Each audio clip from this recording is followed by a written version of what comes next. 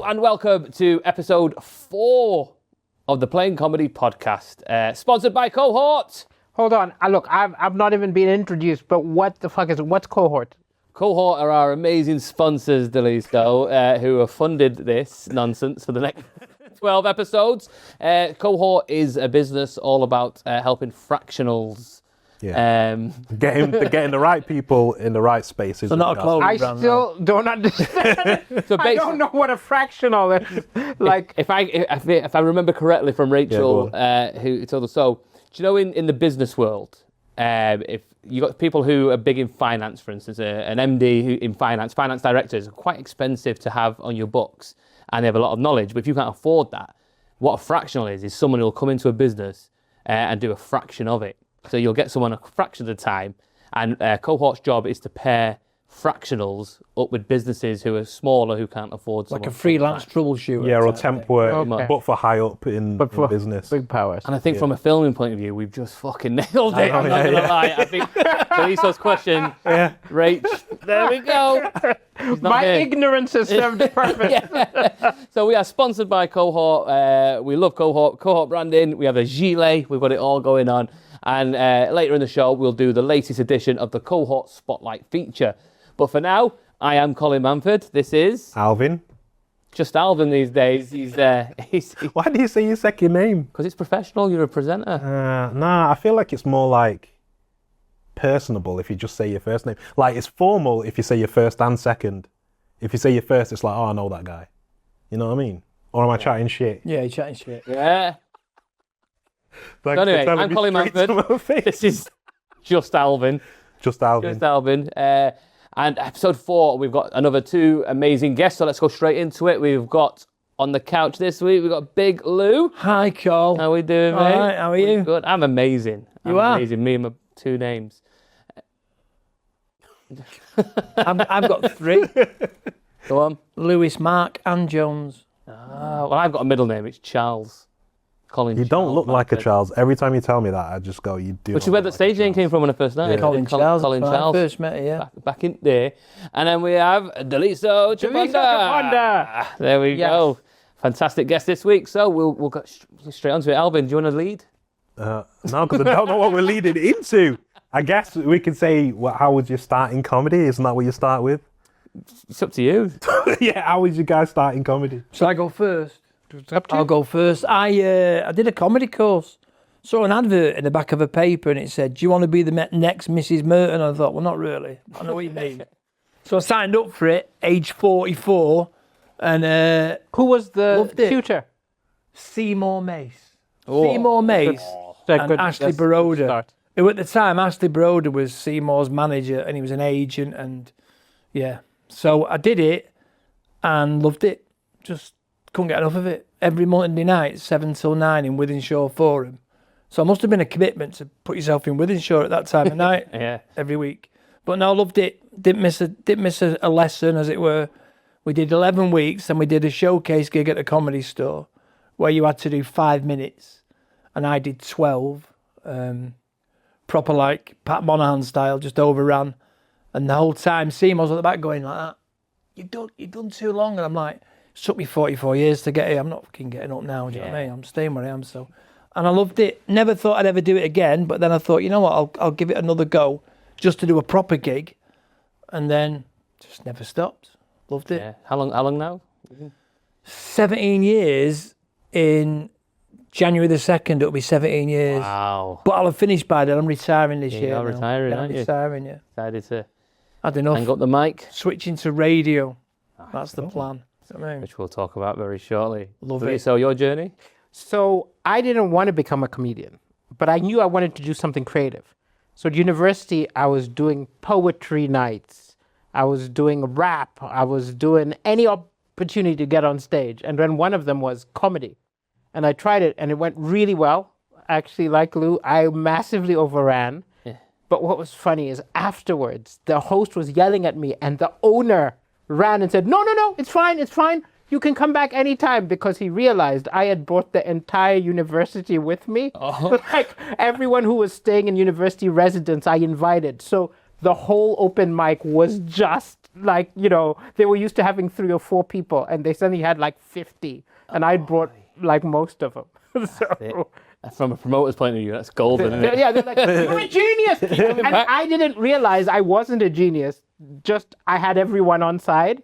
So for the first few gigs, I was like, I'm brilliant. Then the first time I did a proper gig without the university students, whew, it was a crash landing. Baptism of fire, that one. No safety net. No safety net. Isn't it mad that? Because every episode we do, because obviously we have comedians on, so we've had Phil Walker, Eddie Brimson, Luke Conran, Dawn Bailey, Howard Walker. And I say it all the time, audiences, when on these pods, I don't think they want to hear the success. They don't want to hear the time when you did 1,000 people. No. We want like death. Give me the time where... I'll tell you the worst. This is shame. This is the most shame. Okay. Oh. So there's a big Nigerian musician called Wizkid. Do any of you know Wizkid? I think I've heard. But he's pretty big. No. Okay, so he's doing a gig. I get asked by someone, hey, why don't you open for him? Right? I'm like, hell yeah, this is a great opportunity. I show up, this guy's late already. Like, he's been like 90 minutes, dude isn't there.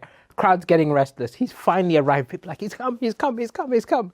Instead of him walking on, like the host comes out, brings me on.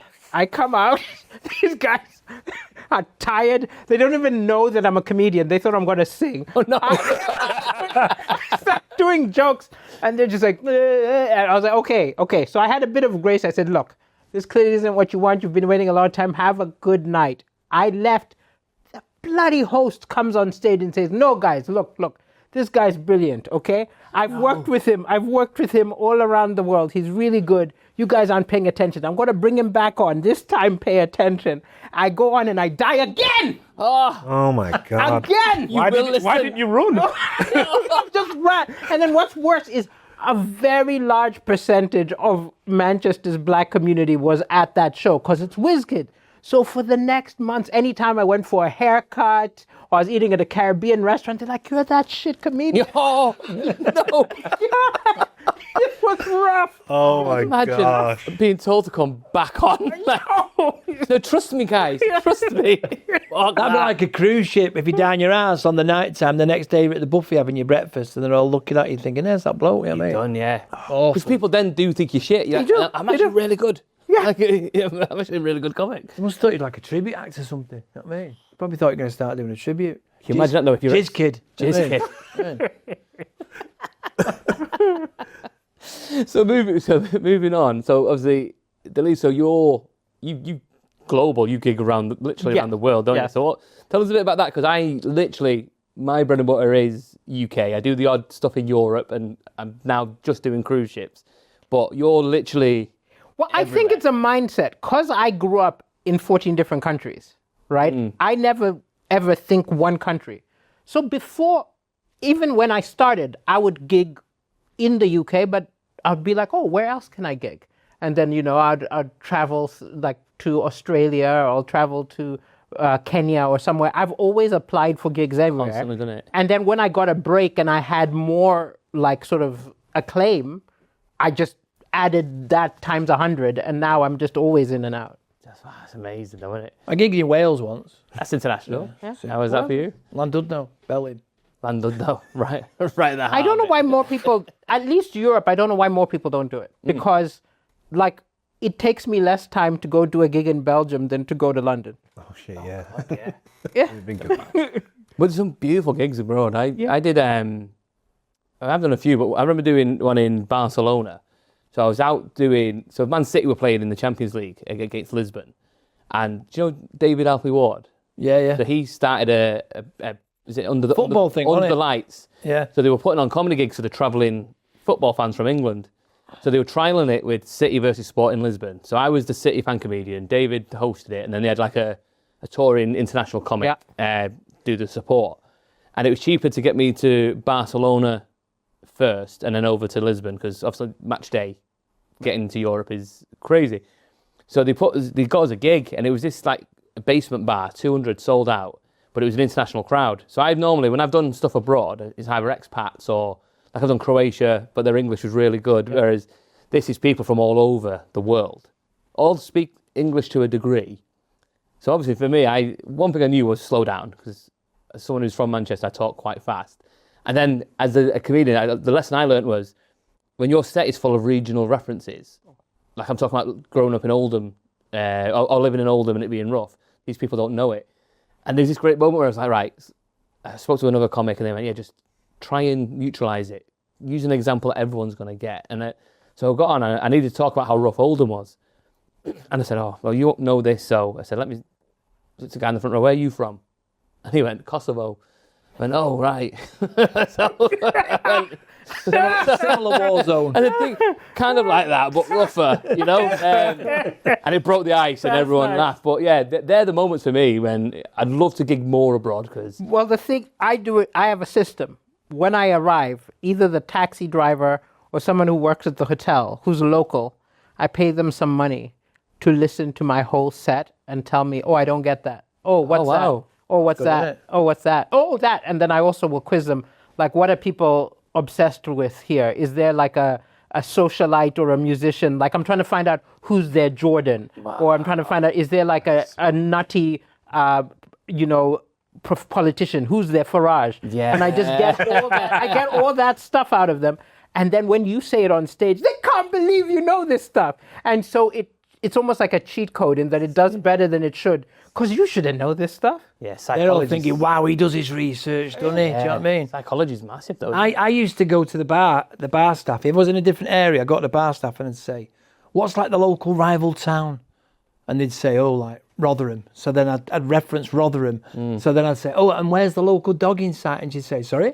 Well, I do a joke about dogging, just where to go for dogging, as if like I'm asking them where the dogging site is for after. Do you know what I mean?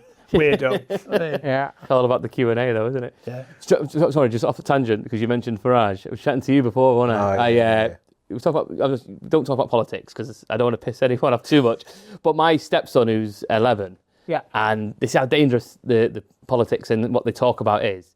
So, you know, they've got the social media ban coming into play. Yeah. Which I fully agree with, by the way. We were having dinner, and he just turned around. He's 11, so he's at school, and he's like, the social media ban at 11. I was like, right. So he goes, yeah, well, when I'm allowed to vote, he goes, I'm going to vote for Nigel Farage. And I was like, be careful. Like, what do you mean by this? And basically what he's saying is, Nigel Farage has come out, because he knows nothing about politics. He doesn't know what Reform is, or what Labour is, or what the Tories are. He goes, Nigel Farage says he would stop the social media ban for under 16s. I said, well, let's have a little talk now then, because what Keir Starmer and the Labour Party are doing is protecting kids. What's okay about a grown man wanting children to be online? Maybe I overthought it. Then my girlfriend's like, leave it, Col. But that's when you make a point, I go, why do you want kids to be online? I mean, ultimately, this is me calling Farage a nonce, and that bit can stay entirely. I'm okay with that. I will die on that hill. But yeah, I just think it's dangerous sometimes, isn't it? Well, look, it won't work. No. Like they've introduced it in Australia. It won't work because kids are better at getting around the protections than adults. All it means is that adults are going to be calling kids, say, can you install this VPN thing for me? I want to watch cricket or something like that. You know what I mean? It won't work. It could work, but we would need to have more draconian governments, because if you go to Qatar, you cannot watch porn, right? If you can't even install a VPN, because you have to be really serious, and they're not going to be that serious here. I don't think I'll ever need a wank that bad. So you're telling me you wouldn't create your own server to bypass government in order to have a wank? Toss one off? No, I just watch a bit, like, I don't know, just watch adverts that people on it or something. Saucy adverts. Yeah, I don't know, like the caramel bunny. No, but no, actually, this is really. So I in places like Qatar, Saudi, where you can't get access to porn unless you're like a proper hacker, there are very suggestive things which have become very popular. Like there was an Instagram years ago which was women eating bananas. You know, because that was legal there. Loads of people were watching it. So you're right. Things which are slightly, but it's like when I was a kid, we would all watch like these really shit B movies, which were just like, vampires, but there was some tits jiggling or something. softcore Channel 5 in the late 90s. That's exactly. So in countries where there's strict things, that stuff gets more popular. You're just eating a banana. I'm rich. That's it. I'm rich. Why are thousands of people in Saudi Arabia following my Instagram? I'll give you $5,000 for the skin. Give me the skin. I have to say, when I eat a banana in public, I break it off. Yeah. One at a time. It's probably the most phallic. If it was in the house, I'd eat it like that, but not when I'm in company. I have to break it off like that. That's just the thing. Banana politics. Yeah. This is what I love about podcasts. You just don't know where they're going to go. So, yeah. One thing we do need to talk about is Britain's Got Talent. Yes. Obviously, what a moment. It was great. Got the golden buzzer. Yes. Also, I still appreciate he had a pub. For the final, he got Daliso masks. And people wore Daliso masks supporting me. Really? Wow. Even with accusations of racism. Yeah, we had.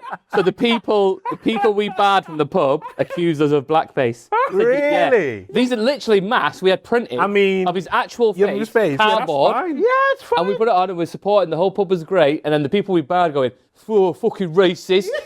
Racist, you can't do blackface. And went, what? Like, we had it on all the screens, and it was wonderful. But that was like Oswald Twistle, which is like 98% white and only connected to the motorway 20 years ago. It's like when you go into Oswald Twistle, it's like your good night, sweetheart. You go down the alleyway, you're like, oh, wartime. But it was amazing. It was amazing because I'd been a club comic for years and auditioning for everything, right? And the turning point was, I don't think I ever told you this, it wasn't John, but whoever the producers were of the John Bishop show, right? Told my agent, because I'd done a little audition, that we like him, but we've already had Fumbi this season. Not this episode, this season. And Fumbi's like another black comic with an African sounding name, but he sounds like he's from England, you know what I mean? Like, so we're not alike at all. But the fact that you couldn't have two, I was like, why am I auditioning for these things where like I'm literally auditioning for the one black slot? Wow. And then I watched Britain's Got Talent and I was like, they don't care. They will have 7 black people, 3 dwarfs, 40. Do you know what I mean? Like they want as much, I've seen that film. much mix as everything. And I was like, this is actually the opposite. This is a show where they're like, come, bring all your. And so that's why I did it. And then, fucking hell, got to get the gold. What does it feel like when the golden buzzer? I couldn't believe it because I thought you only get it if you're like, honestly, like a child. Yeah. Or like, you know what I mean? Like someone, Sub-story. or like, you know, but I've got a sub-story, but I told them I'm not going to use it. Right. And they were like, because they'd Googled and they're like, come on, talk about being a refugee. I was like, no, I can't be funny after people are like, oh. You know what I mean? You can't do it. You can't do it. It's a tough art form, isn't it? Yeah, it's tough. And so literally, I couldn't believe it. It was absolutely amazing. And like, then I rang my dad because they wanted to use my phone call to my dad, but we're so African. There's nothing loving. And the producer's like, can you say, I love you, Dad? I'm like, he'll think I've got cancer. There's no, are you being held hostage? Yeah. No, how much do they want? Yes, exactly. Oh my gosh. Who was it give you the golden buzzer? It was Amanda Holden, that's Amanda right. Holden, yeah. That is amazing. Evertonian, just saying. She's Evertonian? Fine Evertonian, yeah. So how did things change after BGT then? It was insane because it wasn't actually, it was BGT, but it was the virality of that clip. My semi-final got like 200 million views. So it was that, because I know other people who've done it, and it wasn't the same. It was more that clip went everywhere. So I can go to Malaysia, and people be like, hey, golden buzzer guy. Golden buzzer guy, yeah. Yeah, if I'm like in Australia, if I'm in like middle of like Tanzania, like, hey, and they don't know me, but they know that moment. The clip, yeah. Right, and it's weird because you're not famous. The show's famous. So it's not the same as someone who's actually famous and they know you because they don't know your name. Yeah. They just know. One of them, innit? It's still great. Yeah, you can still live off it, but at the same time, it's not the same. It's very odd. Yeah, you have the slow motion, the gold glitter. Everyone loves that video, you know. Isn't it fantastic? A month after it had been on the telly, after they'd shown it on the TV, I was going to the airport to pick up my daughter. She'd been on holiday. So I'm stood at Terminal 1 arrivals or Terminal 2 arrivals at Manchester Airport, where there's like a bit of a barrier where you all stand so you can all wave and that. So I'm stood there. Daliso comes walking through. He's pulling his bag and he's looking at his phone. He's obviously sorting out a taxi. And as he looks up, I'm stood there and I went, "Hi, mate." And he went, "Oh, hello, what are you doing now?" I said, "They've asked me to pick you up." I went, "Have they?" And I went, "Have they fucked?" So anyway, well done, mate. No, but it was good. What surprised me, what shouldn't have surprised me, is how supportive the whole circuit was. Like, it was like... You didn't have any haters whatsoever? No haters. The haters have come since. Oh, okay, right. But what's funny is the haters don't realize that you are on the forums. Right? So you can see everything So before. I can see everything. So like there was a whole chat, right? They apologized, so I won't name and shame, but there was a whole chat about don't do BGT. The only people who do well are people like Lost Voice Guy and Daliso who've got a gimmick. And so I just wrote under there, "What's my gimmick, mate?" What's my gimmick, right? Wow. And he deleted it and apologized or whatever. But in my head, I was like, well, I just tell jokes. What's the gimmick, yo? Yeah, but it's not a gimmick. That's the thing with BGT. So I knew what he was thinking, but I wanted him to say it. Yeah, forced his hand. Yeah, say it. Go on. Mate. Say it. I think 99% of comedians, though, when you see someone doing well, you did chuffed. It's like one of your own. It's one of your own that's done well, and it's brilliant. You know what I mean? I think it's also, if you see someone who's been on the circuit for over 10 years and they're doing well, you're happy. And there's no such thing as overnight success, is there? People, no, there is now. And people are grumpy. I've noticed that when someone gets big off like a TikTok or something, and they've been a comic for like a year and a half, you hear lots of bad mouthing. If you hear someone who gets big off something and they've been around for 10, 15 years, everyone's like, yeah, it's great. And it's that. Hierarchy It's like they thing, feel like they've put in the time. Because, so like Jeff Innocent, everyone's happy. Right? But there's some newbies who got a big, and you hear a lot of grumpy stuff and like, oh, you just don't feel they've put in their time. But it's a different world now, though, isn't it? People are selling tickets off TikTok videos now. If you're viral, you know you're going to sell tickets. And it's almost like, with gigs I've run, obviously with the playing comedy gigs, we've got like 10 venues now. Some sell really well because we have an hardcore audience, but if you're launching a brand new night now, like I tell comedians, you guys have all done my shows, I tell acts 20 minutes. Yeah. You don't need to do more than 20 minutes because no one's watching unless you are famous. So if John Bishop came, Jason came, they'll do 45. Like I was working with Russell Kane the other night and he did 40 minutes. Flawless. People loved it, but all the support acts, I was like, just do 20. Yeah, but that's also, it's 20 quality. It depends how funny they are. Yeah, no, exactly. Yeah, definitely does. But like, if you get a younger crowd now as well, it's then how do you advertise gigs? So suddenly, so I'm 41 now, and I'm okay with social media. But when people are going, oh, you need to be on Instagram, and you got to do reels, and you got to do this, and it's the hashtag and the videos and algorithms, I have no idea. But have you noticed it's changing the kind of people who do well in comedy, right? So if we look, I'm going to generalize, but if you look back 30 years.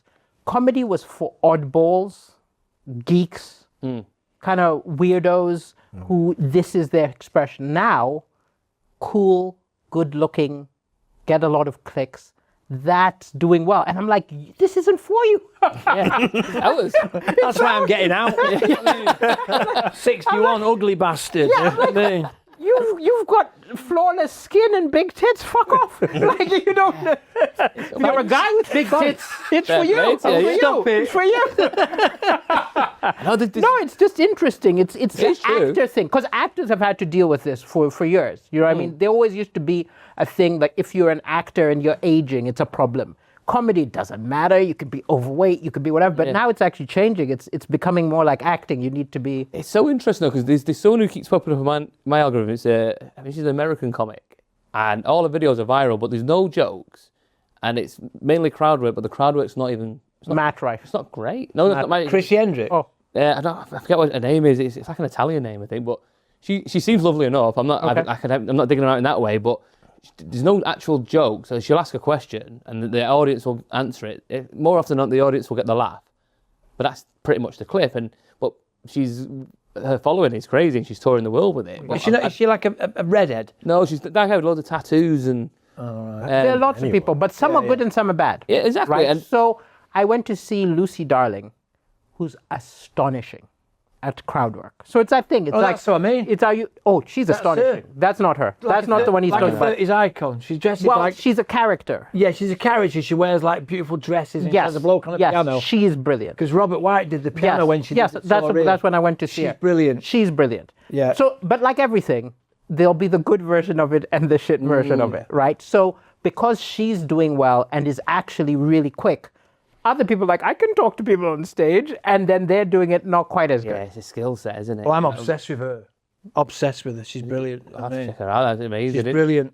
The thing is, because I'm still trying to get used to so for me, I don't get viral clips often, but we've had two in this podcast series so far, and when it happens, I'm buzzing my tits off. We did the clip about half a loaf of bread, and I thought, oh, that'll be all right. The stuff I put out there, I think, oh, this is going to be brilliant. And it gets a couple of thousand. And then this clip about me buying half a loaf of bread after a divorce blew up. We had like 1.5 million views on it. But I get excited because I go, that doesn't happen all the time to me. Yeah. Whereas But have you ever had a hate viral? I've not had a hate viral. I had a hate viral. No. Okay, so I grew up all around the world. I was a refugee, so I don't speak my home language fluently. I thought I was telling a funny anecdote about the fact that sometimes people from Malawi will write a comment about one of my jokes, and I have to copy it, paste it into Google Translate, click translate, and sometimes it's like not fucking funny at all. So I'm going that extra step to get insulted. I thought that was funny. Somehow me revealing that I don't speak my language, I got the biggest pylon I've ever got. Like, they felt like I was trying to flex. Like, I feel like I'm better than them, or like I feel like how do you get to that conclusion from? Yeah, I was saying something I feel is a deficiency about me. You have no idea. It was like 500,000 views and 2,000 comments all saying, you fake Malawian, you whatever. Yeah. And it was weird. And I was like, I should take it off. And someone told me, no, don't take it off because someone will have cloned it. And if you take it off, it's going to go even more because they think, oh, he's trying to hide it. He's trying to hide it now. That's like VAR and insults, isn't it? Yeah, like just take any time. If you get a hate thing, just take it. Because again, if you remove it, you've made it worse. Also, it works for your analytics as well, so. Yeah, no, because you don't want those people. No, those true. people now get shown all your videos. And for the next few weeks, every joke you have, instead of responding to your joke, it's just like, this guy's a fake Malawian, don't watch his jokes. Fake. Jesus Christ. Oh, because what about the wrong with people, though, isn't it? It's, We've got too much time on our hands. well, we were saying, weren't we, like, you get the weak trolls. It's just not even original. Like, if you're gonna insult me, do it. Like, we did on one of the videos when someone literally goes, oh, when does the joke start? You're like, oh, it's fucking lazy, mate. Come on. I look like so many people. Also, I'm pedantic. Isn't it irritating if they don't even understand the joke? Yes. So they're taking issue with something you didn't even imply. And you want to be like, at least understand the joke. Factually heckle me, please. My tour is called Topical Storm. Ah, nice. Okay? One of the obvious reviewers, a reviewer, wrote, there's nothing tropical about this show. Like, the part... Oh, God.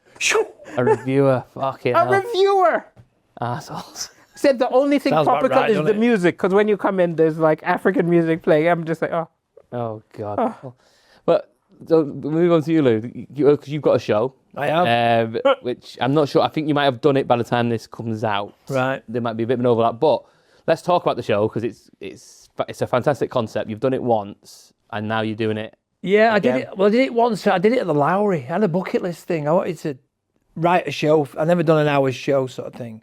So I wanted to do it. And I thought, you know what? I'm going to do it at the Lowry. So I'd been to see the Finnish comedian, Ismo. I went to see Ismo at the Lowry.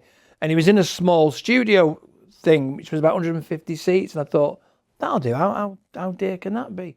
So I booked it, launched it on the Friday. And on the Saturday morning, it had sold out. And I thought, wow. Nice. Brilliant. So I spoke to the Lowry and said, what's the next room up? And he went, the Key Theatre, which is 440.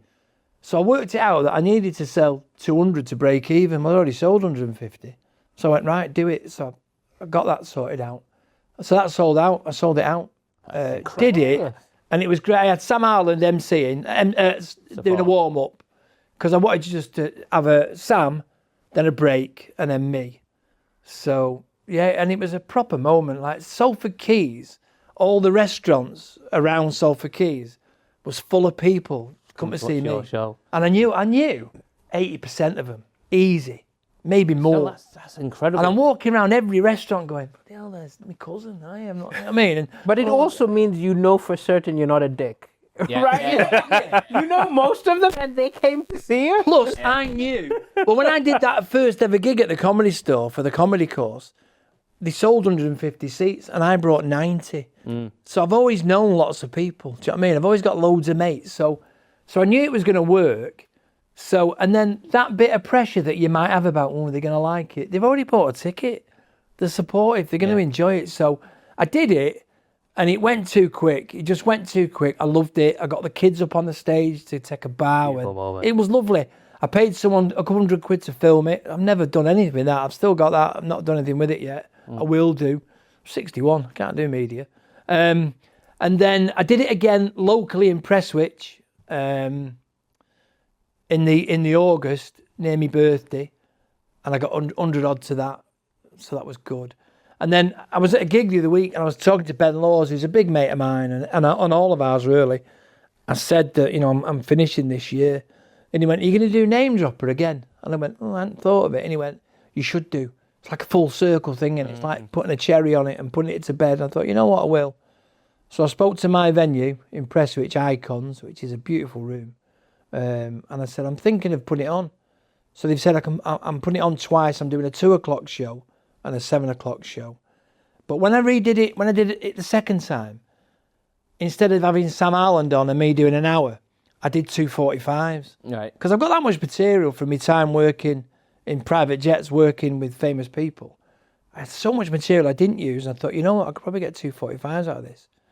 So I did. And what's funny is, the screen, so when you sit on the stage, there's a big TV behind you, which is absolutely huge.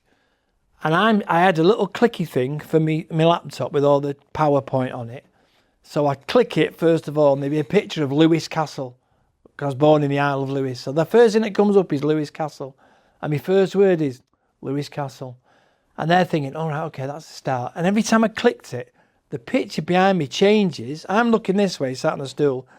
Every time I click it, I can see the reflection in the glass door of what the picture is. So I'd go, Ronaldo, there's a story. And they're all thinking, oh, he's memorised this really well. I'm not. I can see it in the reflection. So, and it was a labour of love. Do you know what I mean? And it wasn't like I had to write it. It was all written. It all happened. There's no lies in there. Like my set is full of truths that have been expanded to sound funny. Whereas this was like, it all happened. Because the show's based on that. So you worked at the airport with the private jets and the celebrities would fly in and out. Yeah, so as a kid, I grew up thinking I was going to be famous. I knew that one day I'd be famous. Like, that was my thing. I always used to do impressions and I was always funny. And everyone said, oh, you'll be on the telly you one day. Never happened, do you know what I mean? Because I don't know, I didn't pursue it sort of thing.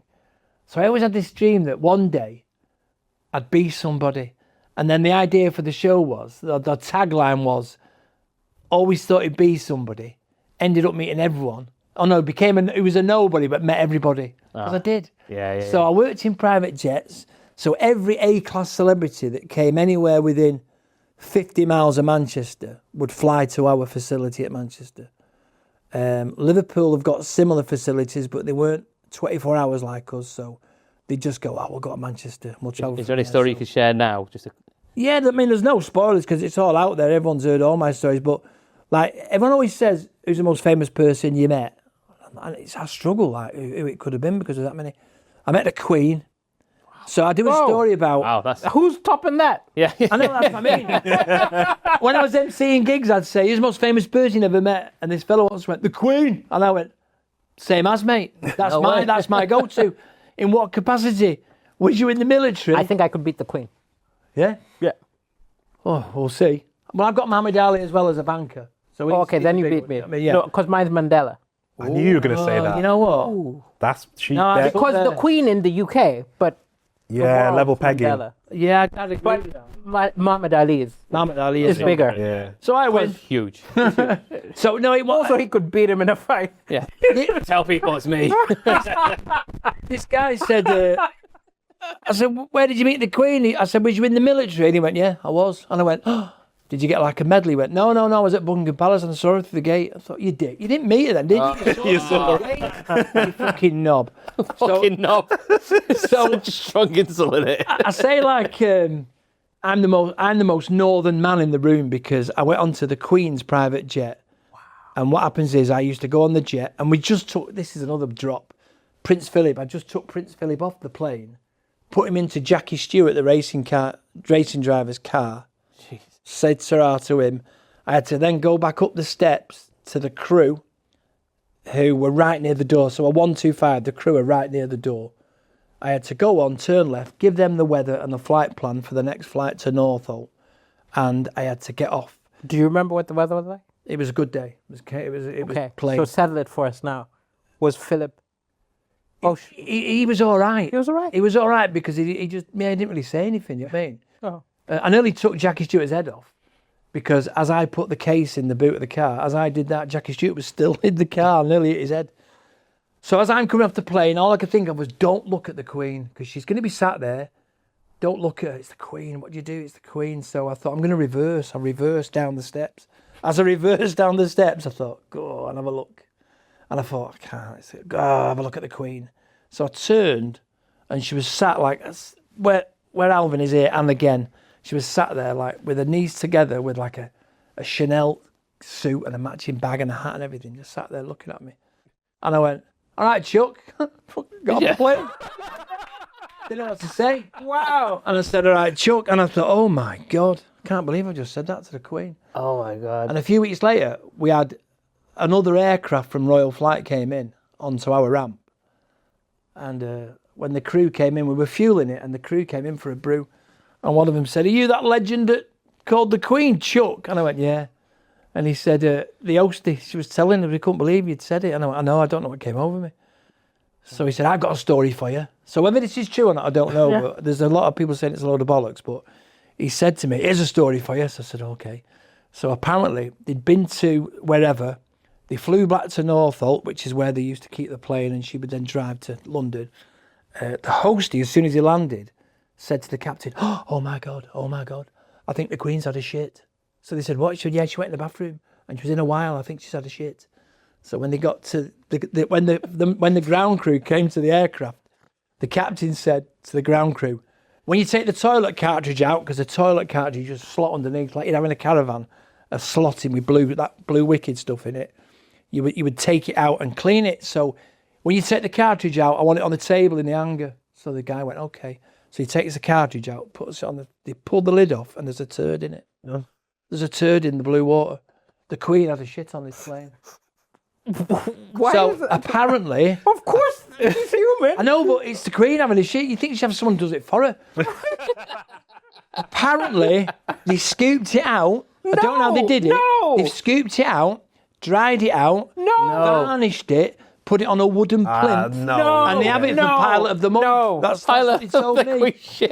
That's what they told me. Don't shoot the fucking messenger. No. Your Majesty. That is unacceptable. No. Funny that though, isn't it? Queen A shit. royal turd. A literal royal royal turd. The Queen. God, the royal family are great. But it must be weird being royal because of that. That people would. She thinks everything enshrine smells your of paint, doesn't she? Yeah. Everything smells of paint because every time she goes somewhere, they've just had a the Queen's coming, get some fucking granola People around. just, they bend over backward. Yeah. I met Prince Philip once. I was hosting an event at Salford Uni. After I'd left, I'm an alumni. I go back and do some stuff. And they had Prince Philip come in on a royal visit to officially open the building. And it was just a really funny moment where, so I'm hosting it, we got all the students, and there was a mature student on the performing arts course. So he's about 40, retraining, he's starting again. And he was the camera operator. So Philip's coming in, hello, he shook my hand, he's like, and I told him who I was, and then, and he goes, to this guy, he goes, who are you? He goes, do you work here? Because he's 40, he goes, no, I'm a student. And I seen Philip just stared at him and went, what happened? Get back again. Fucking burn. That's so good. And walked away. Charles owes me a handshake, right? Because I did the Royal Variety COVID time. Oh. And you don't get paid. So usually what you get out of it is you've got a picture shaking it like, I bowed to a screen. Tell you what then, should we try and set another viral moment? Let's set a task now of getting a handshake. King Charles. Yes. Charles? If you watch Your Highness, I know you're a fan of the pod, right? Yes. Don't pretend you're not. Sorry about the story about your mum. Sorry. We know she doesn't shit, really. Yeah. Not anymore. But can we please, everyone, share this clip? Because we're going to clip this bit. We need to get a handshake. I will travel wherever I need to go. We'll come to you, Tyler. Also, bring the studio to Buckingham Palace, please. Also, as a year ago, I am now British. So this isn't some funky foreigner. This is like newly British person shaking your hand. Let's do this. Our task, our audience, let's share this enough times that King Charles shakes Daliso's hand. Yes. Oh, let's do it. And that will be sponsored by Cohort, which is, let me just... Oh, the Gilets out again. You do some bits of camera there. Yeah, so here's Colin sporting the Cohort gilet once again, looking like he shops at Marks and Spencer's or some variation of. There we go. And as you can see, the very lovely, comfortable gilet from Cohort. Are they all snug fit? Yeah, very snug fit, yeah. Nice, that. And I'm wearing this, guys, is because we're about to introduce this month's Cohort Spotlight. Ooh. Sorry I can't be there for filming today. You know, it's one of my favourite days of the month, but I have got to work myself. So I'm down in Woking with Daliso Inspired Branding, who is the client that I work with on a fractional basis as their sales director. Should let me show you a little bit more about Daliso and what they actually do. It's all things promotional merchandise, which I love. So yeah, let me take you in.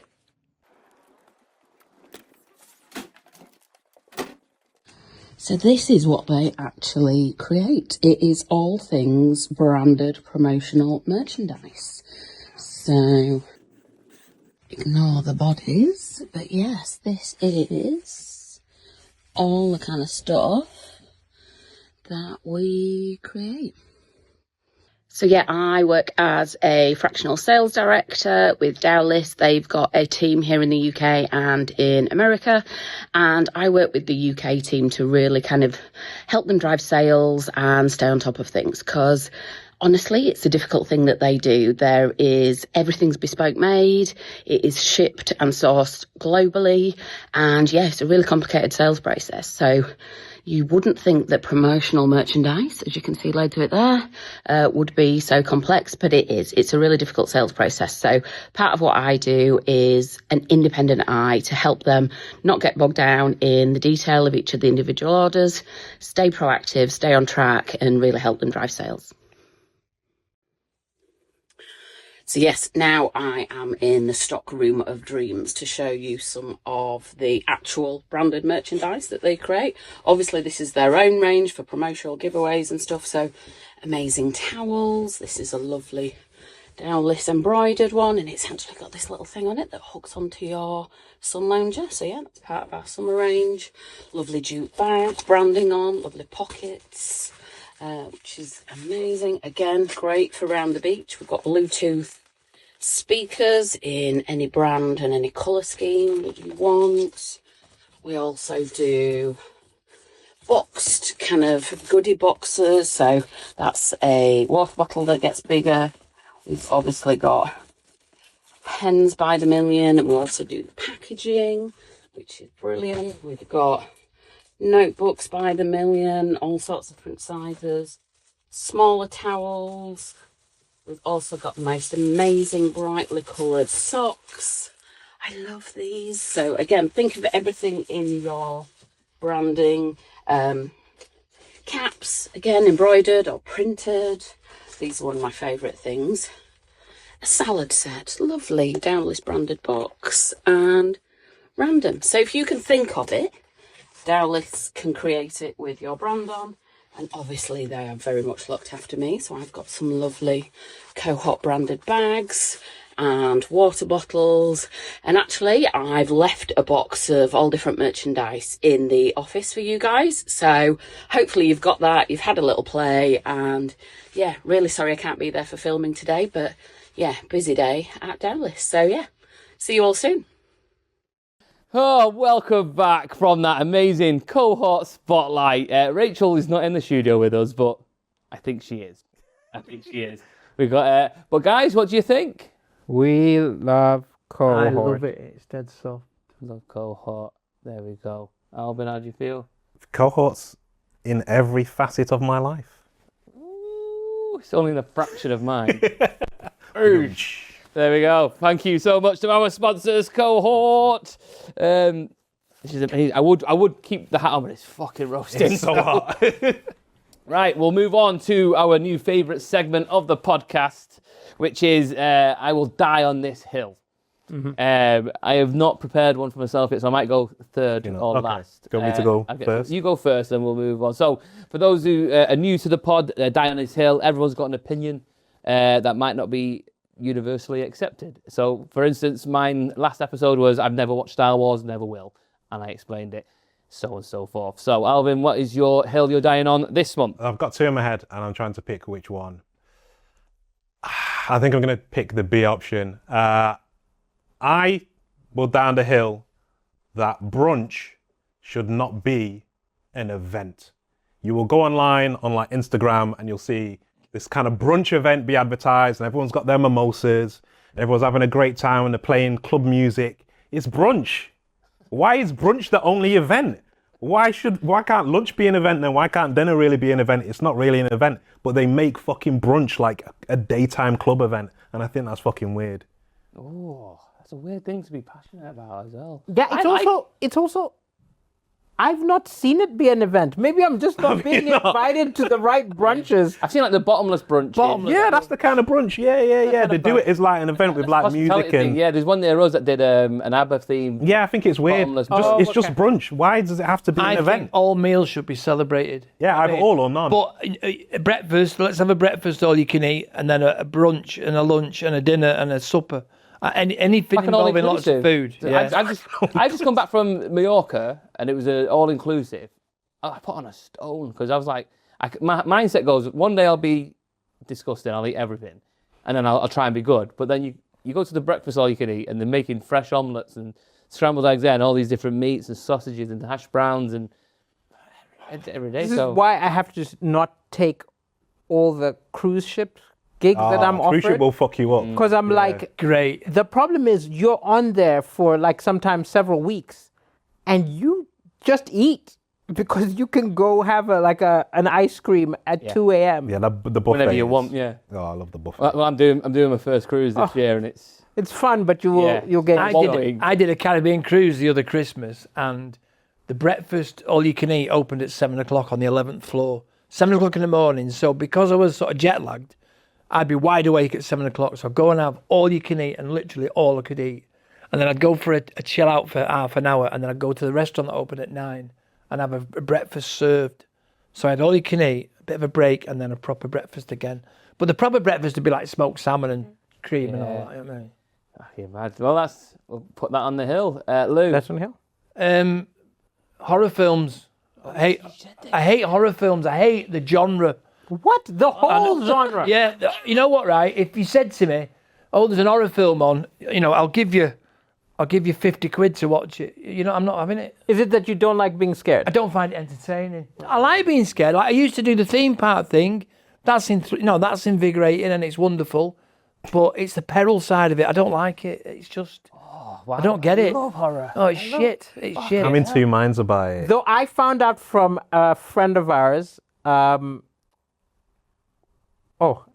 clearly not as good a friend as I thought, Steve Day. Steve Day, he's a comedian who's deaf. Yeah. That horror movies are not scary if you can't hear them. Because he used to hear and then he lost his hearing. And he said horror movies stopped being scary because he's no longer got the music. The music. So it's just boring. Something big's happening when it's like the music changes. You don't like it. If I'm watching something and an advert comes on for a horror film, I have to turn the telly over a minute. Even just for the ad. I don't want to see it. You hate it that much? I don't want to see it. I feel uncomfortable. My lad Josh is obsessed with film. He does film reviews. He's got a bit of a following, and he loves it. He loves it. But for me, I'm just uncomfortable. I don't want to see it. Blue! Just checking. No, it's similar. Just checking. Like- Just checking if it was all of it. You know, I watched. I'm a master. I like Tarantino. Okay. I love Tarantino, right? Okay. Because I love a soundtrack and I love dialogue. Like Inglourious Basterds, the opening scene of that, Brilliant. the dialogue is the greatest scene you'll ever see. So I love him. I was watching, what's it called with Selma Hayek? Dusk Till Dawn. Dust Till Dawn. I'm watching Dusk Till Dawn. I'm 20 minutes in thinking, this is all right, this. You know what I mean? This is good. All of a sudden, she becomes a vampire. I'm like, oh, fuck off. Really, you didn't like that genre I had to shit? turn it off. No. Oh my It didn't god, that's one become of a the. horror. It just became an action movie. Yeah, it was shit, though. It had vampires Oh in it. my god. Oh, Not real. You know what I Oh, mean? you're not a fan of vampires? It's just not real, is it? I mean, and then what was the other one as Even well? if there's Salma Do you not Hayek, like Blade? Salma Hayek don't like could, Blade? No. Salma Hayek could be a cockroach and anything. I'd I'm watch her in. in. I'm Yeah, in. yeah, I'm yeah, telling yeah. you, like it's Yeah, Salma I get Hayek. that. That was probably what I was watching in the first place. There's another one as well. There's another Tarantino film that's something else that made me think, oh, fuck off. Oh no, and Kill Bill. So Oh, Kill you- Bill, go I don't away. like Go gore. away. That's You the don't best like one. Kill Bill? Well, I don't Kill like Bill's gore. the best one. I don't my like God. gratuitous violence. That's what it is. Oh. I mean, But that's Tarantino all over. some Which of it's all right, Tarantino I mean. are you watching with no gratuitous violence? No, but I mean, it's Four blades. rooms, It's maybe? big swords. It's big swords. I mean, I don't mind Marcellus Wallace and that scary Getting people. raped. Do you know what I mean? That's so that was funny. I mean, because I like Zed. Zed was misunderstood. He was just a biker who was misunderstood. Oh my god. No, I don't like it. But I mean, I know it's not horror that. But No, but we've all got some tastes. Like you mentioned, you love The Sopranos. yeah, I can't honestly stand it. I love the I don't gangster like. genre. I want to watch a hero, not an anti-hero being a dick. Yeah, So yeah. so like there's a lot of the most loved shows are like Sopranos and Breaking Bad, and I'm like, why am I watching someone be horrible?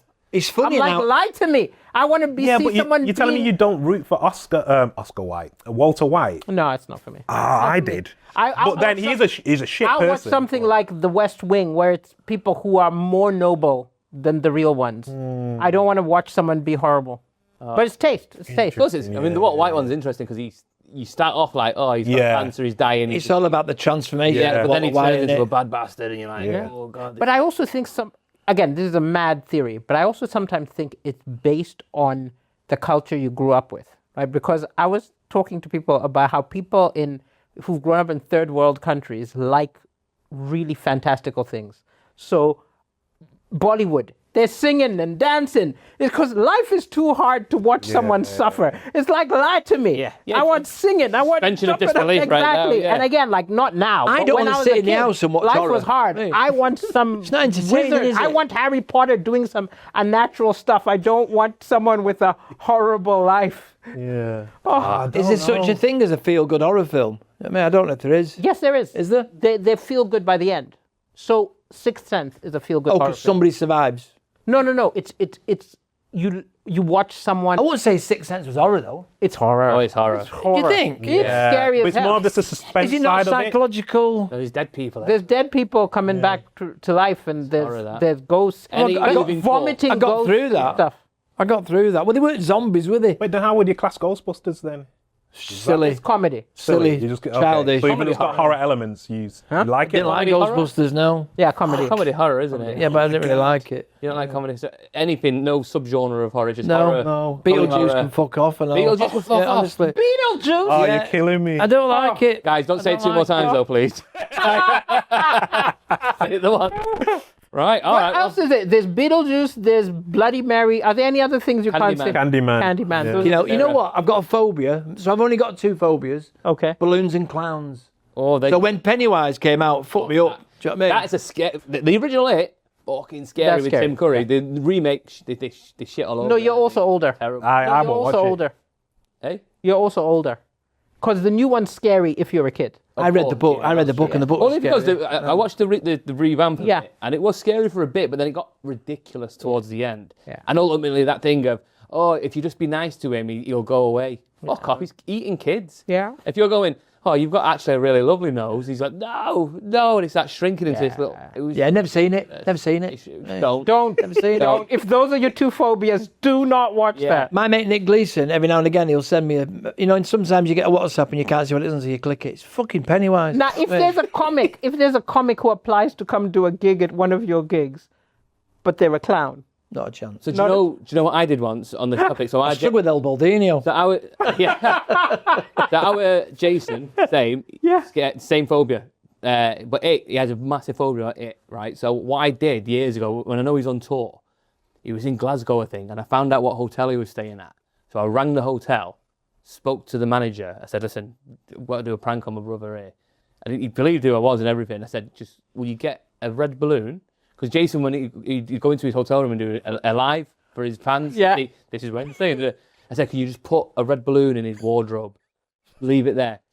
And they fucking did. And they gone home. They went out, bought a balloon, heliumed it, put it in, and then Jay did his video and he opened the wardrobe and he just floated out.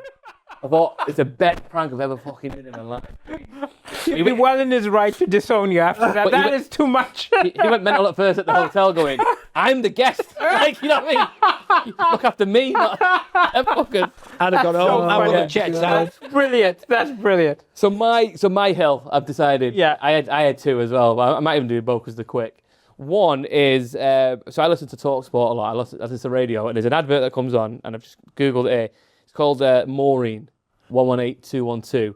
It's basically a phone directory for service. Who's using a phone service? Who the fuck's doing that? It grates on me. And this Maureen's giving it, oh, do you want someone, all these examples of what you're looking for. I went, it's fucking Google's free. I get so angry. Like, I turn it off now. If she comes on the advert, on the radio, I turn the radio off. And I'm like, I'm not doing it. Pisses me off. I don't think there's any need now for paid services, for phone numbers when you've got the internet. And the other thing that pisses me off on the same topic is I hate companies telling us how to pronounce their company correctly.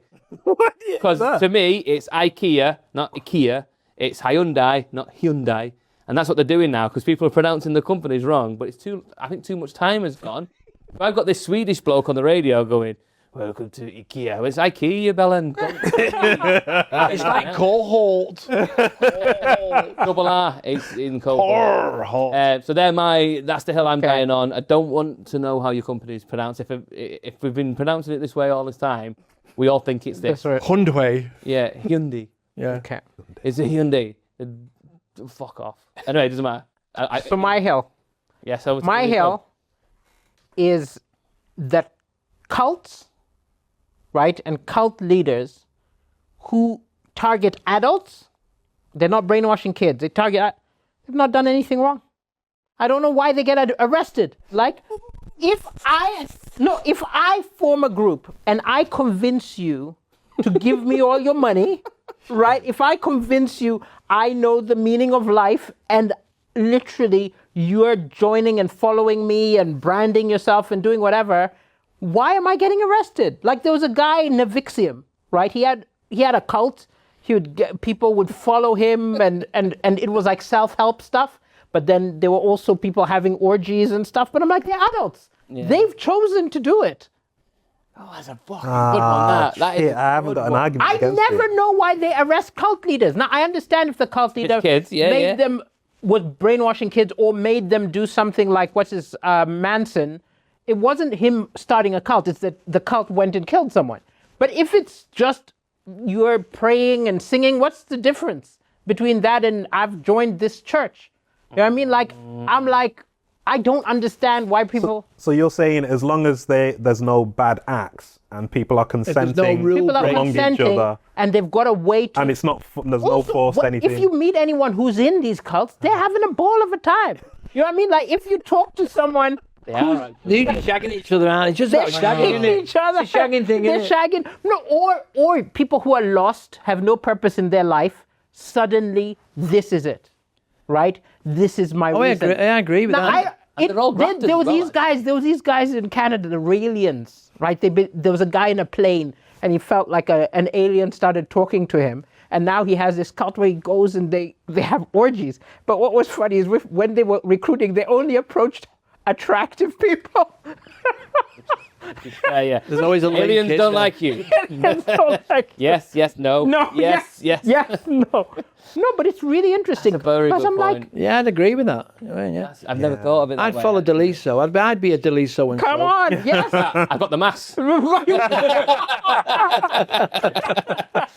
Couple from the internet there that people have messaged in. There's loads, so I'll just pick some at random.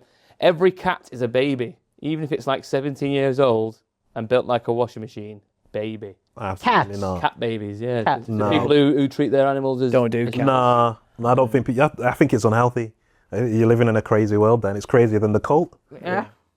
Okay, interested. Let's have a look. Oh, someone says, I put milk in before the tea bag. Oh, That's okay. wrong. Oh, that's I won't wrong. put your then- name because that's fucking wrong. No, that's Yeah. okay. No, you need No, to. you No. need to- I'm not in Tea your bag cult first. now then. How'd you get the colour right? No, but I How'd don't you get your understand. tone right on your thing? Because you're a perfectionist in terms of like the Tea bags infusing. first, hot water next, Yeah. and then...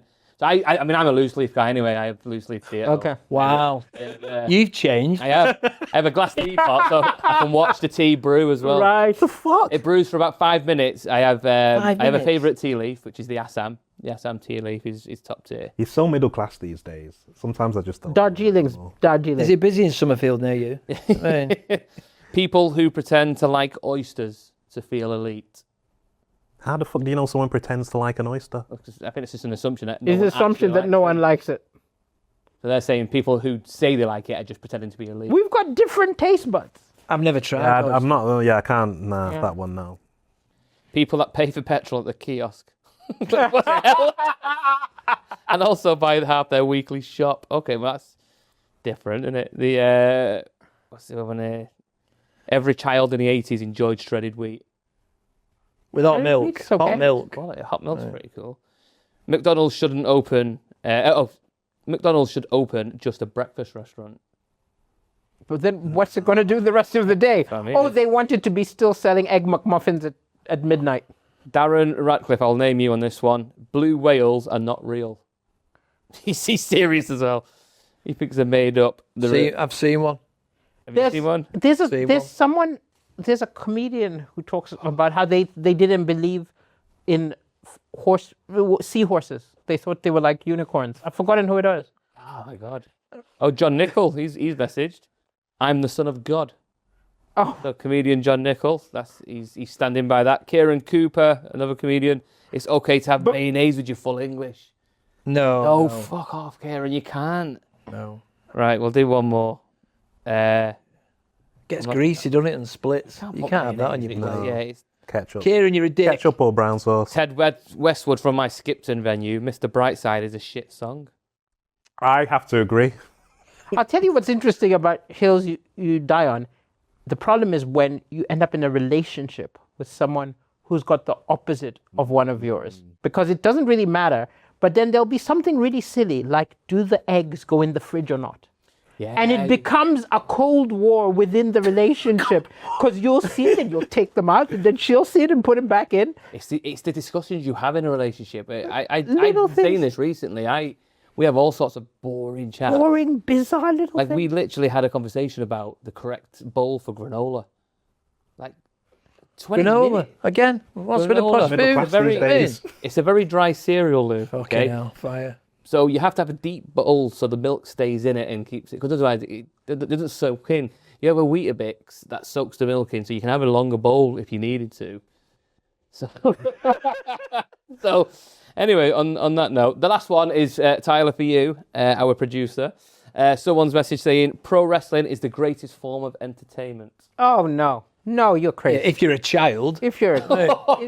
if you're 11, I'm actually on the side of wrestling. I'm a wrestling No, fan. it's okay, but it's definitely not the greatest It's up form there, of though. it. It is Great not up story. there. It's great story. It's terrible storytelling. Fucking hell. What, you're comparing that to War and Peace? War and Peace is overrated. I'm on that. Fuck War and Peace. I'm not having this. Star Wars is shit. Never seen it. I'll let you say it. Like, forget Star Wars for War and Peace, but Hulk Hogan You're kind of a hypocrite though, because fucking wrestling is the same as superhero shit, and you hate superhero movies, but you watch fucking wrestling. It's people in spangly clothing with fucking That's a generalisation. like They're not the same. spandex They're not on. the same. They're the same shit. They're not They're the the same same. shit. They're That's not why there's the so same. much crossover with the fans. He knows. They're the same shit. Trust He me. knows. They're definitely the same. They're the same. So if you've got a wrestling fan who goes, I don't like superheroes, he's a fucking idiot. And if you've got someone who likes superhero shit and they go, I don't like wrestling, I think wrestling shit, they're an idiot. No, because there's so I'm much a superhero crossover. guy. There's crossover, but they're not the same. There's so much. They're the same. storyline. I know it's hard to accept, but they are the same. Okay, Bruce Wayne's parents were killed. Okay, That sounds like wrestling. The Rock's parents would never. Can I just say one thing though? Undertaker fought his parents and his brother was actual killed parents. in a fire they're at the a same funeral shit. home, and then literally he Not was, really. Paul Bearer kept coming out going, Your That sounds brother's like a alive. superhero Your brother's origin. alive, and he's like, bullshit. He burnt to death, and then this one event, he's in a main event for the title. Lights go out, big explosion. Kane comes out, rips the door off the cage, tombstones him. Elite the same thing. storytelling. But it's terrible acting. That sounds like Batman Hush to me. That's what that sounds like. It sounds I wish similar. Batman would hush. Shit superhero. God, you be talking about Doctor Who next. Oh, You know. Doctor. Well, that was exactly what it needed to be. that was That was Kieran Cooper again. My God. that's a good debate. I will say that's a good debate. It's the same But shit. what, in my defence, you've assumed I said superhero movies is shit. You have. I watched- Dude, there's been I've so watched many a few times of when them. You've watched a this few. guy went to see The Amazing Spider-Man 2, which was shit. No, because- But then he watches shit superhero I think that movies. doesn't apply anymore because superheroes have become so big that they're not one genre. No, Right? they do. It's They, a whole yeah, Because universe they're- it's now, like isn't it's like westerns. Literally. Yeah. There's The Unforgiven, and then there's some Billy the Kid. It's like you cannot tell me The Dark Knight is the same as Madam Web. They're like No, they've of become course such not, a. no. They're like so different. But then now. comics were always like that anyway. Yeah. There's loads of different kind of comics, and certain heroes have gone through different phases. There was a time when Batman was kind of jokey and it wasn't all that serious. It only got dark in like, late 70s, early 80s? But I'll tell you what I do find very funny is there are people online who lose their mind when they change the race Oh, God. Yeah. of a minor character. Yeah, so not the main character. So like in Superman, the guy like Perry White, the guy who maybe it's his name that made them angry. Yeah. But literally, he's like in the background and they put Lawrence Fishburne in there, Yeah, but right? he's also black in the new Superman as well. Yeah, and he's in it for 3 Lawrence minutes of the Fishburne's black in whole everything. hour, Right. and they make long videos. These woke guys are ruining Yeah. it. Woke is and the I'm word, like, isn't it? And I'm like, wait, 3 minutes? I empathize for you if it's the hero, but someone in the background who's on for 2 seconds. Yeah. Why does it matter? Inconsequential. Yeah. Yeah. Then the big one right now is Helen of Troy. Oh yeah. Have you seen the in pictures the- they've been using though I- from like 12 years They'll a change it. slave? So literally, Lupita Nyong'o might be Helen of Troy in this Odyssey, and they're like, Right. it's not ancient Greek. She's not Greek. I'm like, neither's Matt Damon, yo. Just take a minute. In fact, none of the cast is Greek. None of the cast is Greek. And then they're also like, it's not historically accurate. And like, there's a cyclops, Yeah. a giant with an eye. It's not history. Let's just, That should have been my hill to die on, because I am more angry about this because I don't understand why they care so much. It's unbelievable, isn't it? That Idris Elba says it all the time. He goes, I'll never be Bond because we know what people would do. So Could you imagine what would happen? There would be so much like. It's unbelievable. I think there'll be civil wars. Absolutely. You know what the world's like now. Right, well, before we officially wrap up, let's do some plugging. How can people find you? So I'm africancomedian.com. I took it first. I'm on shit. tour. I'm on tour until the end of July, and there's a big finish which I'm filming. So that's in Norwich. If you're watching from Norwich, come watch the filming. I've been touring it all year, and it's the perfect version. Amazing. I wish I could. There are comics who tour for 2 years, right? Oh, I wish I could be one of those comics. Because I can tour for like a good 6-8 months and sell out, and then the sales drop off. So I have to be writing new shows like a maniac, stuff, yeah. right? While some people who they tour for 2 years, I'm like, you lucky bastard. You finished your tour. You've already written the next one. And if you get big enough, people come to you. Yes. I'm just going to go to the Manchester Arena. And I'll just Guys, chill there, and come to everyone me. will come there. So. Over to you, Lou. Got loads of gigs coming up, but Big Lou Comedian on Facebook. Don't do the other ones. 61. I've got There's a new radio station launching in Bury called Radio Bury, and I'm one of the stalwarts of that. Nice. I'm going to be on every Sunday morning, 10 till 1. It's on DAB and online and smart speakers and all that. It's not on FM, but it's on all the other sort of ways. And that's going to be my thing going forward. Comics are good at radio, I find. Yeah, I think so. You can talk. Yeah. And you can imagine there's loads of people interested. Personality, because I'll occasionally tune into. When Steve Royal had a radio thing, I'll just have it on in the background. Yeah. It was just really comforting. I was like, I know. I've always been a fan of radio, so I know how to do it. I've done it a few times. I've done it quite a lot in the past, and I enjoy it. So that's where the passion's going to go.